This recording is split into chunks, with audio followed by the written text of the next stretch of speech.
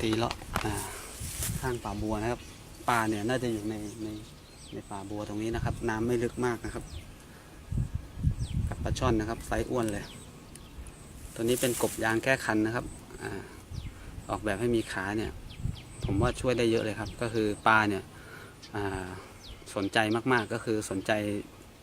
การตีขาของมันเนี่ยมันจะคล้ายคลึงธรรมชาติมากครับแล้วปลาเนี่ยก็กัดไม่ค่อยระแวงครับเนี่ยครับ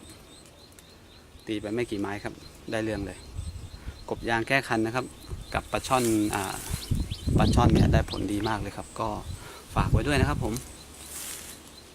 มีติดกระเป๋าไว้นะครับไม่ผิดหวังครับ